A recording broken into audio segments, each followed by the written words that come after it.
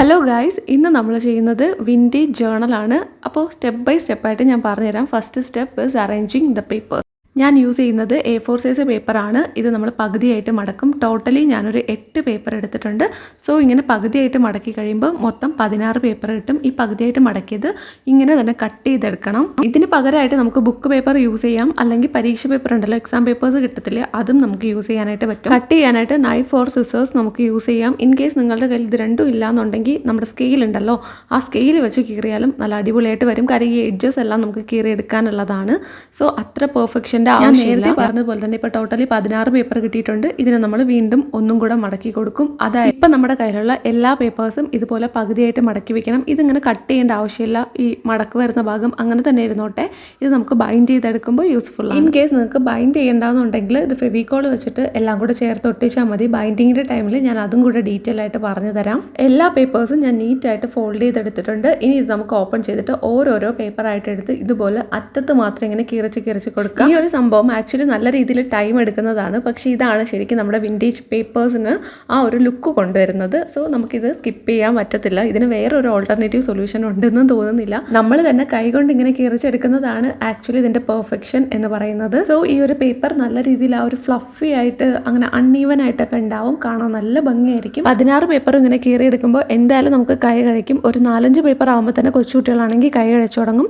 അപ്പോൾ ആരുടെയെങ്കിലും ഹെൽപ്പ് വയ്ക്കുക. അതല്ലാന്നുണ്ടെങ്കിൽ ഇത് ഒറ്റ സ്ട്രെച്ചിൽ ചെയ്യാതെ കുറച്ച് ടൈം ഗ്യാപ്പ് കൊടുത്തിട്ട് വീണ്ടും ചെയ്യുകയാണെന്നുണ്ടെങ്കിൽ നമുക്ക് അത്രയ്ക്ക് അങ്ങ് പ്രോബ്ലം ഉണ്ടാവത്തില്ല. ഇതിപ്പോൾ ഞാൻ ടോട്ടലി 2-3 എണ്ണം കീറുന്നത് മാത്രമേ കാണിക്കുന്നുള്ളൂ. കാര്യം ഇത് നല്ല രീതിയിൽ ടൈം കൺസ്യൂമിങ് ആണ്. ഇത് ഇങ്ങനെ ഒറ്റ സ്ട്രെച്ചിൽ വലിക്കാനൊന്നും പറ്റില്ലല്ലോ.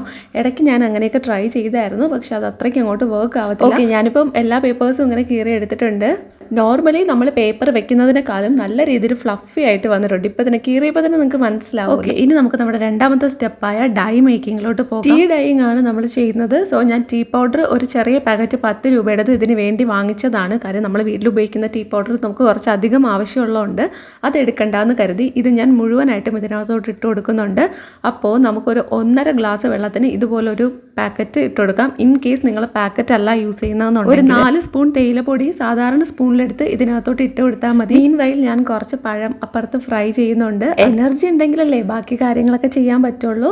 സോ ഇത് നമ്മൾ നന്നായിട്ട് തിളപ്പിക്കുക. തിളച്ചതിന് ശേഷം ഗ്യാസ് ഓഫ് ചെയ്ത് ഇത് ഫുള്ളായിട്ട് തണുക്കുന്നവരെ വെയിറ്റ് ചെയ്യുക. തണുത്തതിന് ശേഷമാണ് നമുക്കിനി ഇത് യൂസ് ചെയ്യാനായിട്ട് എടുക്കേണ്ടത്. കംപ്ലീറ്റ്ലി കൂൾ ആയതിനു ശേഷം മാത്രമേ നമ്മളിത് യൂസ് ചെയ്യാൻ പാടുള്ളൂ. കുട്ടികൾ ആരെങ്കിലും ഇത് ചെയ്യുന്നുണ്ടെങ്കിൽ കൂടെ നിങ്ങളുടെ പാരൻസിന്റെ ഹെൽപ്പും കൂടെ എടുക്കുക. ഇനി നമുക്ക് ഈ പേപ്പർ എല്ലാം കൂടെ മുക്കി വെക്കാനായിട്ട് ഒരു പാത്രം വേണം. ഞാനിങ്ങനെ ഒരു ബോക്സ് പോലെ വരുന്ന ഒരു പാത്രം ഉണ്ടല്ലോ, അതാണ് എടുത്തിട്ടുള്ളത്. പ്ലാസ്റ്റിക് ആയിട്ട് ഒരു ആക്ച്വലി പേപ്പർ ഞാൻ ആദ്യം വച്ച് നോക്കിയായിരുന്നു ഇതിനകത്ത് ഫിറ്റ് ആവും. പേപ്പർ മുഴുവനായിട്ട് കുതിർന്നിട്ടുണ്ടാവണം. ആ ഒരു രീതിക്കുള്ള പാത്രം എടുത്താൽ മതി. ഇതിന് പകരം നമുക്ക് ട്രേയും യൂസ് ചെയ്യാനായിട്ട് പറ്റും. പ്രിപ്പയർ ചെയ്ത് വെച്ചിരിക്കുന്ന ടീ ഡൈ നമ്മൾ ആദ്യം കുറച്ച് ഒഴിച്ചു. അതിനുശേഷം ഇങ്ങനെ ഓരോ പേപ്പർ മുക്കി വെക്കുകയാണ്. ഇനി കുറവാണെന്ന് തോന്നുകയാണെങ്കിൽ നമ്മൾ പ്രിപ്പയർ ചെയ്ത് വെച്ച തേയില ഉണ്ടല്ലോ, അത് കുറച്ചും കൂടി ഇതിലോട്ട് ഒഴിച്ചു കൊടുക്കാം. ഞാനിപ്പോൾ മുഴുവനും ഒഴിച്ചിട്ടില്ല, ആവശ്യം വരികയാണെങ്കിൽ ഒഴിച്ചു കൊടുക്കാമെന്ന്. ഓക്കെ, ഇങ്ങനെ ഓരോ പേപ്പറായിട്ട് എടുത്ത് തന്നെ വെച്ചു കൊടുക്കണം. കാര്യം എനിക്ക് ഇടയ്ക്കൊരു അബദ്ധം പറ്റിയായിരുന്നു. ഞാൻ എടുത്തപ്പോൾ 2 പേപ്പർ ഞാൻ അങ്ങനെ വെച്ചു കൊടുത്തു. പക്ഷെ അങ്ങനെ വെക്കരുത്. അതുകൊണ്ട് തന്നെ എനിക്ക് ആ പേപ്പറിൽ നല്ലോണം കളറായിട്ടുണ്ടായിരുന്നില്ല. അതിങ്ങനെ ഒട്ടിയിരിക്കുകയായിരുന്നു. സോ നടുവിലത്തെ ഭാഗത്തോട്ട് കളറായില്ല. അതുകൊണ്ട് ഓരോ പേപ്പർ വീതം എടുത്ത് ഇങ്ങനെ പ്രസ് ചെയ്ത് അവിടെ മുഴുവനായിട്ടും തേയില ആക്കി ഇങ്ങനെ കുതിരാനായിട്ട് വെക്കുക. കൈയൊക്കെ കുറച്ച് കളറാവും, പക്ഷെ കുഴപ്പമില്ല, നമ്മൾ കഴുകി ഉടനെ തന്നെ പോവും. ചെറിയൊരു ടിൻറ്റ് കയ്യിലുണ്ടാവും, പക്ഷെ അത് കുഴപ്പമില്ല, നമ്മൾ വാഷ് ചെയ്താൽ മതി, പെട്ടെന്ന് അങ്ങ് പൊക്കോളും. എല്ലാ പേപ്പറും ഞാൻ ഇതുപോലെ സോക്ക് ചെയ്യാൻ വെച്ചിട്ടുണ്ട്. ഇനി നിങ്ങൾക്ക് ആവശ്യമുണ്ടെങ്കിൽ എക്സ്ട്രാ ഒരു പേപ്പറും കൂടെ കട്ട് ചെയ്ത് സോക്ക് ചെയ്യാനായിട്ട് വെക്കാം. അത് നമ്മളിപ്പോൾ ഫ്രണ്ടിൽ എന്തെങ്കിലും ഡെക്കറേറ്റ് ചെയ്യുന്നുണ്ടെങ്കിലോ ജേർണലൊക്കെ ചെയ്യുന്ന സമയത്ത് യൂസ് ചെയ്യാനൊക്കെ വേണമെങ്കിൽ ഇപ്പം നമ്മൾ എന്തായാലും ചെയ്യുന്നുണ്ടല്ലോ, അതിൻ്റെ കൂടെ ഒരു പേപ്പറും കൂടെ വെക്കാം. ഞാനിവിടെ വെച്ചിട്ടില്ല, ഞാൻ ഒരു ഐഡിയ പറഞ്ഞതാണ്. നിങ്ങൾക്ക് ആവശ്യമുണ്ടെങ്കിൽ അങ്ങനെയും കൂടെ ഒന്ന് ഡൈ ചെയ്തെടുക്കാൻ പറ്റും. പുറത്ത് കുറച്ചുകൂടെ തേയില ഒഴിച്ചു കൊടുത്തിട്ട് ഞാനിതിനെ റെസ്റ്റ് ചെയ്യാൻ വെക്കുകയാണ്. ടോട്ടലി ഒരു 15 മിനിറ്റ് ആണ് നമുക്ക് വെക്കേണ്ടത്. 15 മിനിറ്റ്സ് കഴിഞ്ഞു. ഇനി ഇതെടുത്തിട്ട് ആക്ച്വലി 15 മിനിറ്റ്സ് അല്ല, കുറച്ച് കൂടുതൽ സമയം ഇതിരുന്നു. കാര്യം ഞാൻ ഫുഡൊക്കെ കഴിച്ചിട്ട് വരുന്നവരെയും ഇതിങ്ങനെ വെച്ചിട്ടാണ് പോയത്. ഇനി ഞാനിവിടെ ന്യൂസ് പേപ്പർ ഒരു ടേബിളിൽ സെറ്റ് ചെയ്തിട്ട് അതിൻ്റെ പുറത്താണ് എടുത്ത് വെക്കുന്നത്. ഞാനിങ്ങനെ എടുത്തെടുത്ത് നോക്കുന്നത് എന്താ വെച്ചാൽ എനിക്കൊരു ഡൗട്ട് ഉണ്ടായിരുന്നു, ഈ എഴുതിയിരിക്കുന്ന ലെറ്റേഴ്സ് ഇതിനകത്തോട്ട് പറ്റി പിടിക്കുമെന്ന്. എന്താ പിന്നെ നമ്മൾ ചെയ്യുന്ന ഹോൾ പ്രോസസ്സ് വേസ്റ്റ് ആയി പോകും. അതുകൊണ്ട് പക്ഷെ അങ്ങനെയൊന്നും ഉണ്ടായിട്ടില്ല. നമുക്ക് ന്യൂസ് പേപ്പർ വെക്കാം. എന്തെങ്കിലും ഷീറ്റ്, പ്ലാസ്റ്റിക് ഷീറ്റ് എന്തെങ്കിലും കിട്ടുമെങ്കിൽ അതും വയ്ക്കാം. ഇത് പകുതിയോളം ഡ്രൈ ആയപ്പോൾ ഞാനിതെടുത്ത് ഫാനിൻ്റെ ചോട്ടിൽ വെച്ചിട്ട് കിടന്ന് ഉറങ്ങുകയാണ് ചെയ്തത്. കാര്യം ഇത് കംപ്ലീറ്റ്ലി ഡ്രൈ ആയാലേ നമുക്ക് ബാക്കിയൊക്കെ ചെയ്യാനായിട്ട് പറ്റുള്ളൂ.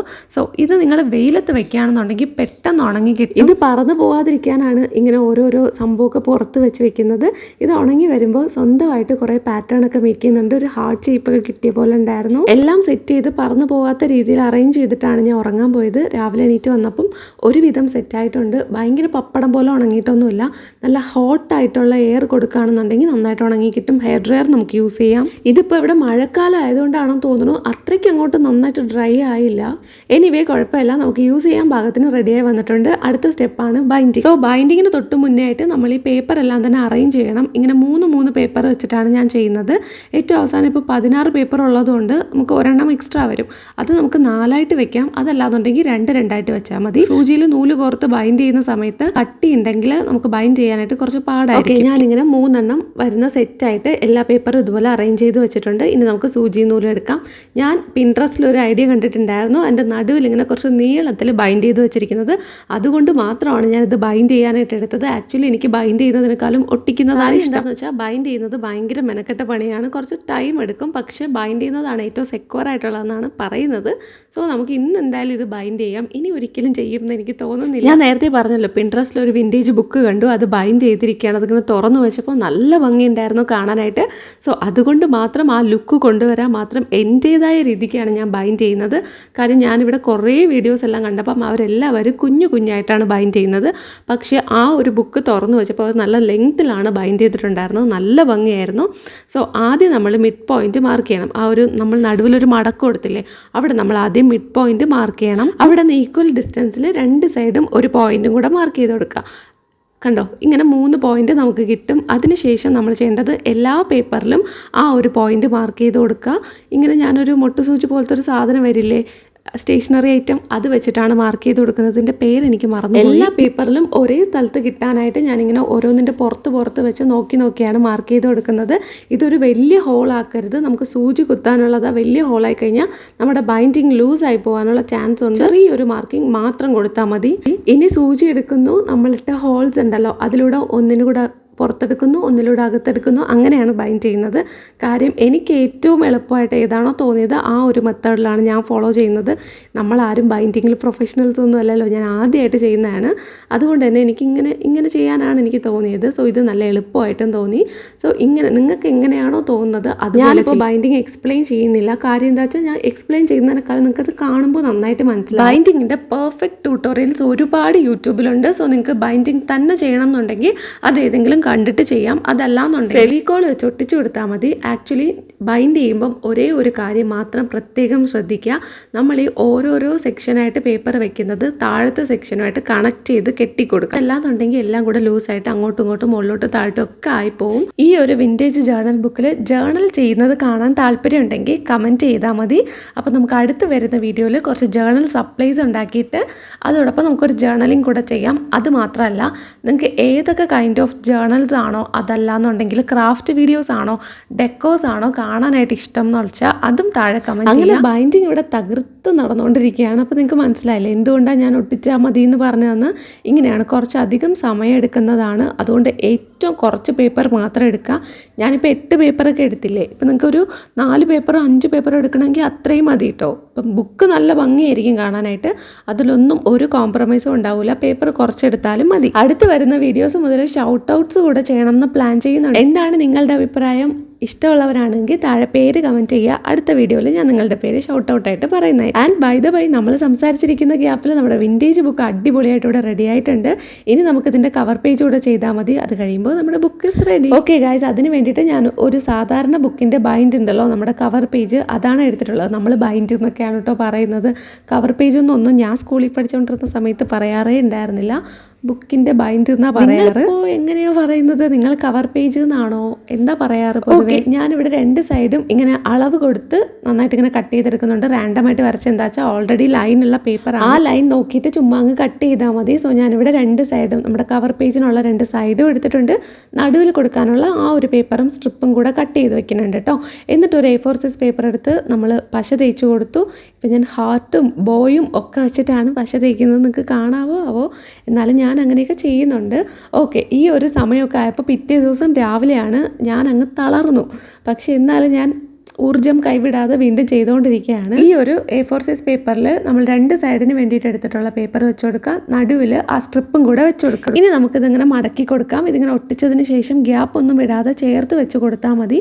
അതിനുശേഷം പശ തേക്കുന്നു. സൈഡിലുള്ളത് ആ ഒരു കോർണർ മാത്രം കട്ട് ചെയ്ത് മാറ്റിയിട്ട് അകത്തോട്ട് വെച്ച് മടക്കി കൊടുക്കുക. ഈ ഒരു സമയം ബ്രൗൺ കളർ പേപ്പറൊക്കെ ഉണ്ട്, വിൻറ്റേജ് തീമിലുള്ള ഏതെങ്കിലും പേപ്പറൊക്കെ ഉണ്ടെങ്കിൽ നമ്മൾ ഡ്രസ്സ് വാങ്ങുന്ന കവറൊക്കെ ഉണ്ടല്ലോ, അതൊക്കെ ഒരുവിധം വിൻറ്റേജ് തീമിലാണ്. അത് വെച്ച് കവർ ചെയ്യുന്നുണ്ടെങ്കിൽ ഇവിടം കൊണ്ട് നിർത്താം. അതല്ല എന്നെ പോലെ നിങ്ങൾ തുണി വെച്ചൊക്കെ ചെയ്യുന്നുണ്ടെങ്കിൽ ഇതുപോലെ ഒരു ക്ലോത്ത് എടുക്കുക. ഞാനിവിടെ ഡാർക്ക് പർപ്പിൾ കളർ തുണിയാണ് എടുക്കുന്നത്. കുറച്ച് ഷൈനിങ് ഉള്ള ഒരു കോട്ടൺ മെറ്റീരിയൽ. ബ്രൗൺ കളർ അല്ലെങ്കിൽ ടാൻ കളർ, ബേജ് കളറൊക്കെ നിങ്ങൾക്ക് യൂസ് ചെയ്യാം. ഞാനിവിടെ ഈ ഒരു കളർ, എനിക്ക് ഈ ഒരു കളറിൽ ചെയ്യണം എന്ന് ഭയങ്കര ആഗ്രഹമായിരുന്നു, അതുകൊണ്ടാണ് ഈ കളർ എടുക്കുന്നത്. അപ്പോൾ നമുക്ക് പുറത്തിടാനും വേണം, അതുപോലെ തന്നെ അകത്ത് ചെയ്ത് കൊടുക്കാനും വേണം. അതിനനുസരിച്ചിട്ടുള്ള തുണി ഉണ്ടെങ്കിൽ അതെടുക്കുക. ഓൾറെഡി പേപ്പറിൽ കവർ പേജ് ചെയ്ത് വെച്ചിരിക്കുന്നതുകൊണ്ട് അതിൻ്റെ പുറത്ത് വെറുതെ ഒന്ന് കവർ ചെയ്ത് കൊടുത്താൽ മതി ഈ തുണി വെച്ചിട്ട്. സോ കുറച്ചുകൂടെ ഈസി ആയിരിക്കും. ഇതൊക്കെ ഒട്ടിക്കാനായിട്ട് ഞാൻ യൂസ് ചെയ്തത് വൈറ്റ് ഗ്ലൂ ആണ്, സാധാരണ ഫെവിക്കോൾ പോലത്തെ പശ. അതല്ലാന്നുണ്ടെങ്കിൽ നിങ്ങൾക്ക് ഗ്ലൂ ഗൺ യൂസ് ചെയ്യാം, ഫെവി ബോണ്ട് യൂസ് ചെയ്യാം. ഇതുപോലെ അകത്ത് ഒട്ടിച്ചു കൊടുക്കുക. പിന്നെ നമ്മൾ ഈ സൈഡിലായിട്ട് ഇങ്ങനെ കട്ട് ചെയ്ത് മാറ്റിയതിന് ശേഷം നമ്മുടെ കവർ പേജും അകത്തോട്ടാക്കി ഒട്ടിച്ചു കൊടുക്കുക. 4 വശവും ഒട്ടിച്ചു കൊടുക്കണം. ഇത് തുണിയാണ്, സോ അകത്ത് വന്നിട്ട് നല്ല രീതിയിൽ മടങ്ങിയിരിക്കാനൊക്കെയുള്ള ചാൻസ് ഉണ്ട്. ആദ്യത്തെ 2 സൈഡ് ഒട്ടിച്ച് കഴിയുമ്പോൾ ഏറ്റവും അവസാനത്തെ സൈഡാണ് ഒട്ടിക്കണമെന്നുണ്ടെങ്കിൽ നല്ല രീതിയിൽ വലിച്ചിട്ട് ഒട്ടിച്ചു കൊടുക്കുക. അതല്ലാന്നുണ്ടെങ്കിൽ നമ്മുടെ ബുക്കിൻ്റെ ബൈൻഡ് ഫിനിഷിങ് ഇല്ലാതായി പോകാനുള്ള ചാൻസ് ഉണ്ട്. സോ ഏറ്റവും ലാസ്റ്റൊക്കെ ഒട്ടിച്ച് വരുമ്പോഴേക്കും നല്ല രീതിയിൽ വലിച്ചു കൊടുത്തിട്ട് പിന്നെ എപ്പോഴും ശ്രദ്ധിക്കുക, ഇതൊക്കെ നമ്മൾ കൈകൊണ്ട് ചെയ്യുന്നതാണ്. നമുക്ക് 100% മെഷീൻ പെർഫെക്ഷനിൽ ചെയ്തെടുക്കാൻ പറ്റിയെന്ന് എപ്പോഴും വരില്ല. അത് ഇറ്റ്സ് വെരി നോർമൽ. സോ അതിന് വേണ്ടിയിട്ട് നിങ്ങൾ ഒരുപാട് സമയം വീണ്ടും വീണ്ടും ചെയ്ത് അതിൻ്റെ ആവശ്യമൊന്നുമില്ല. നമ്മൾ കൈകൊണ്ട് ചെയ്ത സാധനം ആയതുകൊണ്ട് ഇതിൽ കുറച്ചൊക്കെ ഇൻപെർഫെക്ഷൻ ഉള്ളതാണ് അതിൻ്റെ ബ്യൂട്ടി. ഇനി നമ്മുടെ 2 അറ്റത്തും വരുന്ന പേപ്പറിൽ പശ തേച്ച് കൊടുക്കുന്നു, നമ്മുടെ ബൈൻഡിലോട്ട് ഒട്ടിച്ച് കൊടുക്കുന്നു, അതായത് കവർ പേജിലോട്ട് ഒട്ടിച്ച് കൊടുക്കുന്നു. എനിക്ക് ബൈൻഡ് എന്ന് പറയാനേ വരുന്നുള്ളൂ, നിങ്ങൾക്ക് ഇഷ്ടമാവണുണ്ടോ എന്ന് എനിക്കറിയില്ല. സോ ഇഷ്ടപ്പെട്ടില്ലെങ്കിൽ ക്ഷമിക്കുക. ഇനി അടുത്ത ഡെക്കറേഷൻ പാർട്ടാണ്. എൻ്റെ ഏറ്റവും ഫേവറേറ്റ് ആയിട്ടുള്ള സംഭവമാണ് ഇത്. ഇത്രയെങ്കിലും ഒന്ന് ആയപ്പം എൻ്റെ സന്തോഷം ആക്ച്വലി ഇറ്റ്സ് വെരി വാല്യുബിൾ. കാര്യം നമ്മൾ ഇത്രയും കഷ്ടപ്പെട്ട് ഒരു സാധനം ഉണ്ടാക്കിയില്ലേ. ഞാൻ നേരത്തെ പറഞ്ഞില്ലേ, ഞാൻ പിൻട്രസ്റ്റിൽ കണ്ടിരുന്നു ഒന്ന് ബൈൻഡിങ് ചെയ്യാനുള്ള മെയിൻ റീസൺ ആ നടുവിൽ അങ്ങനെ ഒരു വര വരും. അത് വിൻറ്റേജ് ബുക്കിൽ അടിപൊളിയായിട്ടുണ്ട്, നേരിട്ട് കാണാനും സൂപ്പർ. അതുണ്ടാവണമെന്ന് നിർബന്ധമൊന്നുമില്ല, കാണാൻ നല്ല ഭംഗിയുണ്ട്. ഇനി അഥവാ ഫെവിക്കോൾ വെച്ച് ഒട്ടിച്ചാലും നമ്മുടെ ജേണൽ കാണാൻ അടിപൊളിയായിരിക്കും. ഓക്കെ, ഞാനിവിടെ ഒരു ലേബൽ കൂടെ വെച്ച് കൊടുക്കുന്നുണ്ട്, ജേണൽ എന്നൊക്കെ എഴുതി കൊടുക്കണ്ടേ, അതല്ലേ അതിൻ്റെ ഒരു ഇത്. 4 സൈഡും കേളി ബ്രേസസ് വരച്ചിട്ട് അതുപോലെ ഒരു പേപ്പർ ഇങ്ങനെ കട്ട് ചെയ്തെടുക്കുന്നുണ്ട്. ഇത് ഞാൻ ടീ ഡൈ ചെയ്തെടുത്ത പേപ്പറാണ് കേട്ടോ. ചെറുതായിട്ടൊന്ന് മുക്കി ഡ്രൈ ചെയ്തെടുത്തു പെട്ടെന്ന്. എന്നിട്ട് ആ ഒരു ഷേപ്പിൽ കട്ട് ചെയ്തിട്ട് നമ്മുടെ ജേണലിൻ്റെ ഏറ്റവും ഫ്രണ്ടിലായിട്ട് വെച്ച് കൊടുക്കും. പിന്നെ എല്ലാവരും ഈ ജേണൽ കെട്ടി വെച്ചിരിക്കുന്ന കാരണം ഞാനും നൂലും ഒക്കെ എടുത്തുകൊണ്ട് വന്ന് കെട്ടിയപ്പോൾ ഞാൻ അതിലെന്തെങ്കിലും ടാഗ് ചെയ്യണമല്ലോ എന്ന് വെച്ചാൽ എനിക്ക് ഫസ്റ്റ് കിട്ടിയൊരു കുരിശാണ്. ആദ്യം ഞാൻ കുരിശ് വെച്ചിട്ട് സെറ്റ് ചെയ്യാമെന്ന് വിചാരിച്ചു. പിന്നെ എനിക്ക് എന്തോ എനിക്ക് എൻ്റെ ഒരു വൈബ് അല്ലാത്ത പോലെ തോന്നി. പിന്നെ ഞാൻ അതങ്ങ് മാറ്റിയിട്ട് എൻ്റെ ഒരു ഡ്രസ്സിൽ ഒരു തൂവലുണ്ടായിരുന്നു, ഒരു മെറ്റൽ പോലെ വരുന്ന ഒരു തൂവലുണ്ടായിരുന്നു. ആ തൂവലാണ് എടുത്ത് ഞാൻ ഡ്രസ്സൊന്ന് കട്ട് ചെയ്തെടുത്താണ് വെച്ചത്. ആരും അറിഞ്ഞിട്ടില്ല, പഴയൊരു ഡ്രസ്സാണ്, അതുകൊണ്ട് പിന്നെ കുഴപ്പമില്ല.